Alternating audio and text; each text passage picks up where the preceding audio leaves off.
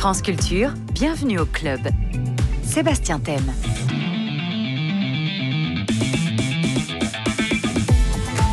Bonjour à toutes et à tous, les invités de Bienvenue au Club sont les membres d'un quatuor pop et rock qui nous fait danser depuis les années 2000. Un des groupes français les plus vendus et plus populaires à l'étranger, un fait indéniable qui se confirme aujourd'hui encore avec la sortie de leur 7e album Alpha Zulu qui accompagne un été indien. Un son californien enregistré pourtant au cœur de la capitale française, au musée des arts décoratifs, dans une des ailes du Louvre, ancien palais royal. Une histoire familière peut-être pour ces natifs de Versailles, petits princes rock, troubadours électro, créateurs de mélodies mélancoliques comme leur premier tube If I Ever Feel Better, Si un jour je vais mieux, où ils nous promettaient qu'une fois sur pied, on se reverrait.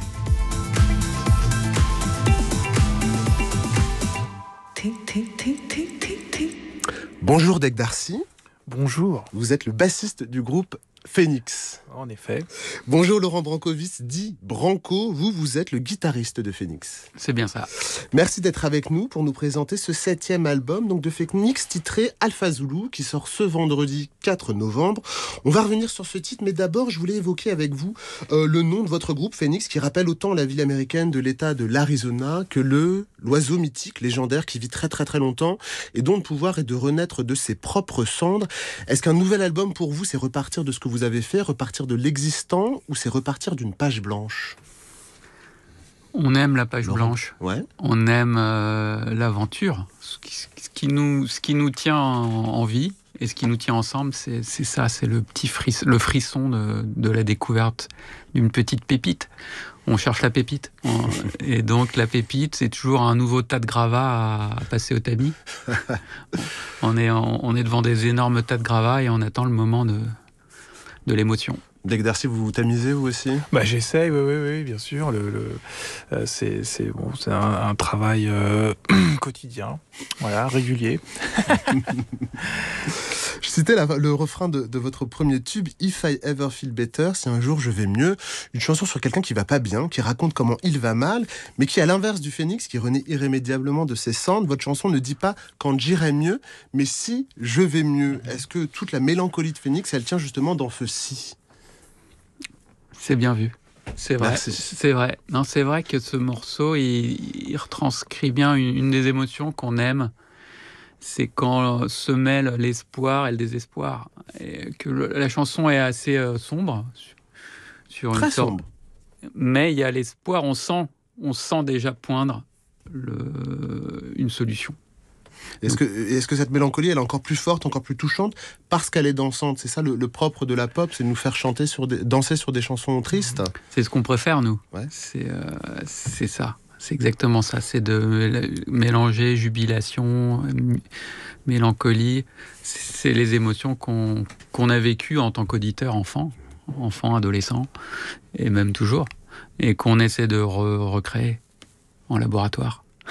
D'exercice. Absolument, c'est vrai, c'est un peu devenu cliché de le dire, mais c'est vrai que c'est au moment de l'adolescence un peu que tout se fait, que tout se forge, et c'est là qu'on ressent le plus ce tandem mélancolie, exaltation, voilà, toutes ces émotions fortes qui, ouais, je pense que c'est vrai que depuis cette époque, on fait un petit peu finalement toujours la même chose, mais d'une manière différente. Bon, on va écouter justement, si vous faites toujours la même chose, avec ce premier titre qui s'appelle Alpha Zulu, comme le titre de l'album.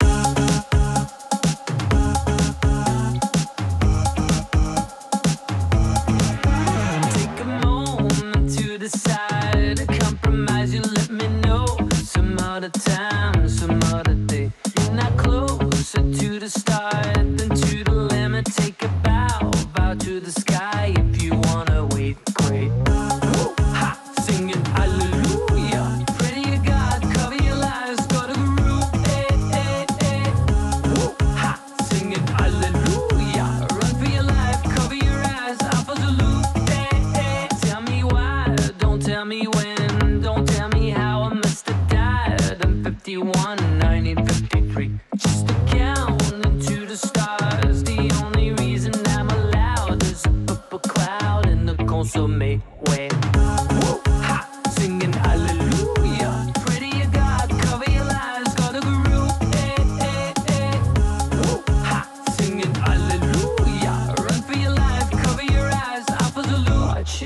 body all the time. Watch you see body all the time. Watch you see body all the time.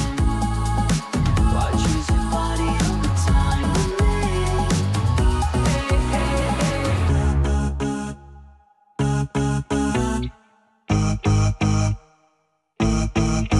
I get you close to sublime. The alibi of Mona Lisa immortalized. Decapitate. Wouldn't change, I wouldn't try. And not a second till I rise. A hologram waiting for the tide break. Woo! Ha! Singing hallelujah. Pray to your God, cover your lies. Go to Guru. Hey, hey, hey. Woo! Ha! Singing hallelujah. Run for your life, cover your eyes. Alpha Zulu. Watch you see body all the time. Watch you see body all the time. Watch you see body all the time. Watch you see body all the time.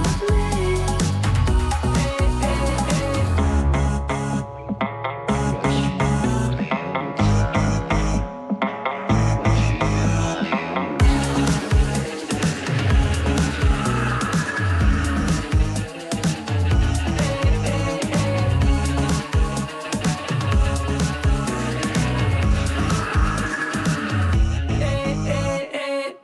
C'était Alpha Zulu, premier titre du 7e album de Phoenix. Alpha Zulu, c'est aussi le titre de cet album. Ça veut dire quoi, Alpha Zulu? Alpha Laurent Zulu, Markovitz. qu'est-ce que ça veut dire? Je crois que le plaisir de ce titre, c'est justement qu'il ne veut rien dire. Rien dire du tout. Non, c'est l'alphabet aéronautique. Alpha, Bravo, Charlie, Ah oui. jusqu'à Zulu. C'est des mots qui ont été sélectionnés par l'armée, ou je sais pas, pour c'est des mots qui sont prononçables par l'ensemble de l'humanité. Ils ont été sélectionnés pour ça. Donc je pense que c'est ça qui nous a attirés. Juste la phonétique Mais parfaite. ça n'a pas un sens secret. Le sens, après, on laisse l'auditeur projeter, mais c'est la première lettre et la dernière lettre, l'alpha et l'oméga. La vie, quoi. La vie, tout simplement. Alors Phoenix, c'est vous, Laurent Brancovis et Deg Darcy. Et les deux autres membres, c'est Christian Mazalet à la guitare également et Thomas Mars au chant. Un quatuor qui a près de 20 ans. Comment votre groupe a évolué en 20 ans? Assez peu. Hein. On est toujours la même bande de... La même bande de jeunes. La même bande de gens. J'allais dire la même bande de glands. C'était ça que j'ai envie non. de dire. Même pas. Finalement, c'est ça. Et au fond, c'est ce qu'on a toujours travaillé énormément pour préserver cette attitude. Et toute l'énergie qu'on a mis là-dedans, dans notre carrière, c'était surtout pour protéger ça, notre amitié, cette aventure. C'est l'aventure qui nous plaît. Et cette amitié, elle est toujours intacte, Deg Darcy? Elle n'a jamais été entamée par le succès, par la réussite? Oui, les gros sous, peut-être. C'est l'argent, c'est ce qui tient l'amitié. Vous ne pouvez pas vous séparer maintenant, c'est bon. pas possible. Non, alors ça, on avait, d'ailleurs, on n'a qu'à en parler. Hein. Je Parlons-en. crois que ça intéresse beaucoup le Combien vous gagnez? France Culture. Non, en fait, on a décidé depuis le début c'est de tout séparer en 4. Donc, voilà. Quoi qu'il arrive. Donc, bon, sur cette question, c'est réglé. On vit dans un univers communiste où Ouais. on est exactement la même... Et pour les natifs de Versailles, c'est parfait. C'est exactement bien sûr, ce qui... ouais. ouais. On a toujours eu ça dans le sang. Il faut savoir qu'on n'est pas natif de Versailles. Mais Vous avez qu'on est- grandi à Versailles? on a été moi, j'ai été au lycée, toi aussi? Ben, moi, j'étais, à l'école Au à Versailles. Moi, personnellement, c'était Bois d'Arcy, d'ailleurs, qui peut-être... D'accord. voilà. Très bien. Donc, entre Versailles Le et... triangle de Rocancourt. Ouais, c'est Ok. ça. C'est là où ça se passe. Pour les- Dans le 78, en tous les cas. Exactement. Ok. Et comment vous travaillez ensemble? Alors justement, la composition, l'écriture des textes, la production des disques, est-ce que ça aussi c'est de l'égalité totale et parfaite? Ouais, quasiment, c'est vrai que ça part d'un maelstrom à 4. On se met autour d'une table qui est très similaire à celle que pour les gens qui voient l'émission. Si vous regardez la vidéo, voilà. C'est à peu près ce style, et on a chacun un instrument et on joue ensemble jusqu'à ce qu'on enregistre tout, puis on réécoute tout, et quand on entend quelque chose qui nous plaît, on le garde. Et éventuellement, ça finira sur le disque. Il y a très très peu de chance, parce qu'on a enregistré à peu près, on a accumulé il y a à peu près 3 semaines de musique enregistrée, et on en garde une demi-heure. Donc je laisse les connaisseurs, les matheux faire le ratio. Voilà. Pendant longtemps, vous avez été produit par Philippe Zdar du groupe Cassius. Philippe Zdar disparu en 2019, producteur génial et grande figure de la French Touch. Comment vous avez envisagé la conception de ce nouvel album sans lui ? C'était compliqué, parce qu'on a perdu évidemment un collaborateur extrêmement talentueux, mais aussi, surtout on a perdu un ami qui nous aidait beaucoup dans les moments de doute. Il y a des moments, au bout d'1 an, 2 ans de studio, il y a des moments où forcément on se dit à quoi bon. Et lui, il était toujours là pour insuffler son énergie qui était énorme. Donc ça a fait un gros trou, sa disparition, un peu comme si le soleil disparaissait.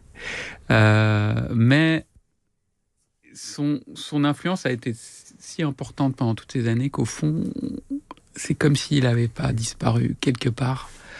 Je considère qu'il a produit ce disque aussi. Oui, absolument. Non, c'est vrai que alors après, on le cite beaucoup dans le studio.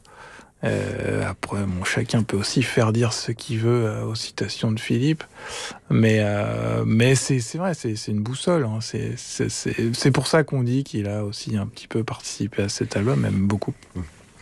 Pour cet album, pourtant, vous êtes entouré du producteur de Céline Dion, Taylor Swift et Christina Aguilera, et qui collabore également avec Vampire Weekend, un groupe de rock indépendant. Ce producteur, c'est Manny Marroquin. C'est intéressant de voir ce qu'il a fait avant vous. Qu'est-ce qu'il a pu apporter sur ce disque ? Oui, c'est la pop, en fait, au fond. Alors, je vais préciser. Allez-y. Précise. Ouais, le terme producteur en anglais veut dire réalisateur, et on l'a utilisé en mixeur, c'est-à-dire la personne qui va mélanger les instruments à la fin. Hein. Non, je dis pour les gens qui peut-être produire le son, mais oui, vous avez raison. Donc en fait, il met la touche finale des niveaux, entre les différents instruments. Le terme réalisation, c'est plus choisir l'arrangement, la longueur des morceaux, etc. Enfin, faire les morceaux, ça on s'en est occupé. Et Manny a juste mis la touche finale. Alors, on l'a choisi parce que son son nous plaisait, justement parce que cette liste d'artistes, mais très différent. Même Céline Dion, d'ailleurs, je ne sais pas si on avait regardé, mais bon, moi j'ai vu ça, mais non, il a des numéros 1 en pagaille. Ce qui est étonnant, c'est que quand on a commencé nous la musique, des numéros 1 des top 50, c'était des choses qu'on abhorrait. Au niveau sonique, c'était impossible. C'était inimaginable de travailler avec ce genre de d'hurluberlu. Ah oui ? Ouais, à l'époque, on a commencé dans les années 90. On détestait tout. Bon, on était un petit peu jeunes et fougueux. Mais non, franchement, esthétiquement, ça collait pas du tout. Mais le monde a changé, et maintenant, il y a des choses qui sont au sommet des hit-parades, et qui, d'un point de vue, en tout cas de la matière sonore, c'est un sujet pour nous très important, et convaincant. Il y a des numéros 1, des trucs c'est pas forcément de la musique qu'on écoute, mais d'un point de vue technique, ça nous convainc. Et donc, Manny Marroquin, qui est un très grand technicien, et aussi quelqu'un qui respecte l'intention. C'est ça aussi, il faut trouver des gens qui comprennent ce qu'on essaie de faire et qui respectent le désir de l'artiste. Laurent Brancovis, Dec Darcy, Phoenix, donc on a rassemblé du coup vos numéros 1, vos tubes, les tubes de Phoenix. Voilà.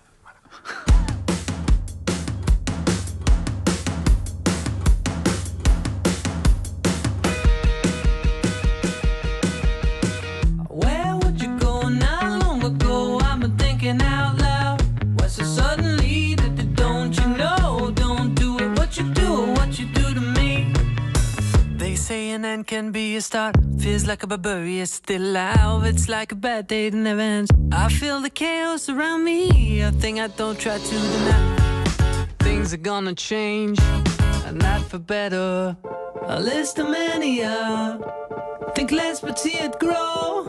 Like a ride, oh, not easily offended, know how to let it go. From a mess to the masses, a list of mania, think less but see it grow. Like a ride, oh, not easily offended, know how to let it go. From a mess to the masses. Baby, when I saw you turning at the end of the street,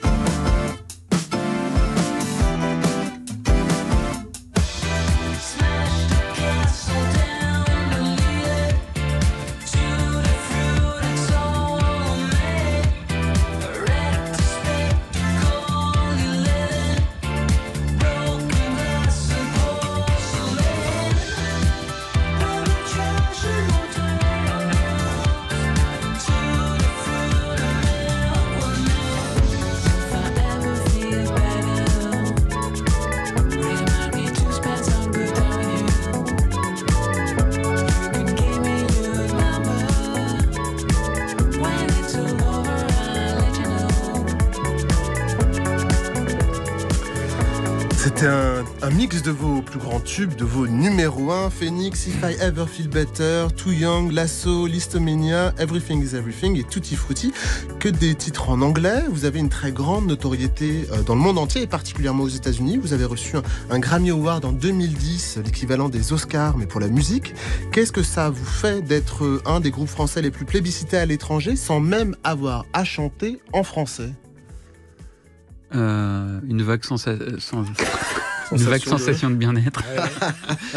Non, disons que quand on était enfant, parce que c'est ça qui compte. C'est ça qu'on voulait. C'est ça qu'on voulait faire en fait. Notre projet, c'était de conquérir le monde avec toute l'innocence et l'arrogance folle de la jeunesse. C'est ce qu'on avait envie de faire. On avait l'impression que ça serait très simple. Ah. Bah, Et ça l'a été ou pas? Non, mais finalement, c'était quand même jouable. C'était faisable. Personne n'y croyait à part nous. Et, il faut croire en ses rêves. C'est le seul message d'espoir que je lance. Qu'est-ce que t'en penses? Magnifique. Bah écoutez, c'est vrai. Non, c'est vrai que quand on était à l'époque, non, on a eu beaucoup de mal à trouver des maisons de disques qui croyaient en nous. Mais c'est vrai, justement à cause de ça. Puis bon, quelqu'un d'un peu plus siphonné a pris le risque. Voilà. Et qu'est-ce qu'il y a de français dans votre musique? J'espère qu'elle est très française. Nous, souvent, on dit qu'on fait l'inverse des yéyés, c'est-à-dire les yéyés traduisaient en français des émotions à merloc, anglo-saxonnes, disons. Et nous, on essaie de faire l'inverse un peu. Et je pense que notre musique est très européenne, continentale, c'est comme ça que je le vois. Et finalement, notre influence principale, c'est peut-être des groupes comme Kraftwerk, qui arrivent à de l'électro-allemande alors? De l'électro-allemande, mais qui arrivent à créer une mythologie personnelle et qui se réfère pas à la mythologie anglo-saxonne des autoroutes. Ah oui, ils parlaient d'autoroutes aussi, des Autobahn. Ouais. Mais pas en allemand, highways. c'est un autre effet, ouais. Ouais, c'est pas la même émotion. Mais ils ont parlé de leur patrimoine. C'est ça qu'on essaie de faire. Vous avez pourtant enregistré cet album en plein cœur de la capitale, au Musée des Arts Décoratifs à Paris, dans une des ailes du Louvre, Palais Royal. Comment vous vous êtes retrouvé ici? Par chance. Non, chaque album, on essaie de trouver un lieu. C'est presque la seule démarche rationnelle qu'on fait, c'est de trouver un lieu par album. On essaie d'éviter les studios traditionnels, juste par goût de l'aventure. Et ça fait longtemps qu'on cherche à aller dans un lieu aussi fou que le Palais du Louvre. Donc c'est le musée des arts décoratifs qui cherchait à ouvrir à des artistes, des résidences d'artistes. Je pense que l'idée est bonne. Ils envisageaient plutôt des plasticiens, des vidéastes. Mais nous, on est capable de transformer à peu près n'importe quel lieu En résidence d'artiste. Ouais, en studio, parce que notre premier disque, on l'a fait dans notre cave. On fait partie de cette génération qui a fait ses premiers pas dans sa chambre à coucher. Et donc, une très belle pièce devant la cour du Louvre, ça se transforme en 2 coups de cuir à peau en studio. Phoenix, c'est un peu la vie de château, en effet, de votre jeunesse. Je dis à Versailles, en tout cas, près du château de Versailles, lieu emblématique de la culture française, mais également berceau de l'électro-française dans les années 90, la fameuse French Touch. Versailles et son château, où l'on vous voyait jouer de vos instruments à Marie-Antoinette dans le film de Sofia Coppola, film sorti en 2006, ou d'un château l'autre, au château américain, il n'y en a pas beaucoup là-bas, le château Marmont, à Los Angeles, où se recluait un acteur dans un autre film de Sofia Coppola, Somewhere, dont vous aviez signé la bande originale. Aujourd'hui, le Palais Royal, quel serait le prochain château? Le château rêvé. Ah, on a fait le tour des châteaux, là. Il faut... Les châteaux de la Loire. Non, c'est vrai. Ah ouais, il y a ce thème. C'est un thème d'un château l'autre. Voilà, château c'est l'autre. le titre de mon autobiographie. Je crois que le titre est déjà pris, mais il faut vérifier. Je suis sûr que les ayants droit de Céline seront d'accord. Lecteur de Céline, donc. Ah ouais. Il faut, non Oui, ouais, non, ouais. Très, très grand lecteur de Céline, moi, personnellement. Dec Darcy, Laurent Bankowitz, le magazine Les Inrocks vous consacre un grand dossier dans leur dernier numéro, en vous décrivant comme le meilleur groupe français du monde. Je voulais revenir justement à vos débuts. Vous arrivez après donc les Daft Punk, Air, Cassius, et les premières critiques n'étaient pas tendres avec vous, peut-être aussi au vu de votre succès, décrivant Phoenix comme un groupe préfabriqué, une sorte d'artefact, pour reprendre un des titres de votre nouvel album Alpha Zulu, un artefact conçu par une maison de disques. Alors bon, votre longévité a évidemment démenti ces critiques, mais comment vous les aviez reçues et combattues à l'époque? Je pense que je pense qu'on l'avait cherché. Alors tout simplement, pendant les interviews, on racontait n'importe quoi, ça nous faisait rire, mais bon, je pense qu'il était complètement difficile pour la personne en face de comprendre, hein, tout simplement. Donc Notre on avait, humour. ouais, c'était un humour peut-être un peu trop, voilà, la private joke. Et voilà, on l'a cherché. Hein. Je pense que c'est tout simplement ça. C'est vrai qu'aux Inrecuptibles, d'ailleurs, je me souviens qu'on leur avait dit qu'on avait pris un groupe de studio pour enregistrer tout notre. Enfin bon, en fait, c'était incompréhensible. Donc voilà, ils ont juste répété ce qu'on a dit. Et responsable de votre mauvaise réputation. Ouais, c'est possible, je pense. Hein. Et on l'avait vraiment pas du tout mal vécu. Responsable mais pas coupable. Hein. C'est pas coupable mais pas responsable. Ça marche dans les deux sens. On l'avait très bien vécu parce que on était foufou. Enfin, Alors sans prétention, c'était aussi à balancer avec la manière dont l'album a été reçu à l'époque à l'étranger, qui était plus positif, on va dire. Hein. Donc voilà, il y avait pour résumer, on s'en foutait. Ouais. Mais en revanche, c'était pas du tout c'était pas du tout vrai, parce qu'on est vraiment une petite bande familiale qui fait tout de A à Z. Donc c'est vraiment le contraire c'est vraiment le contraire du produit de maison de disques.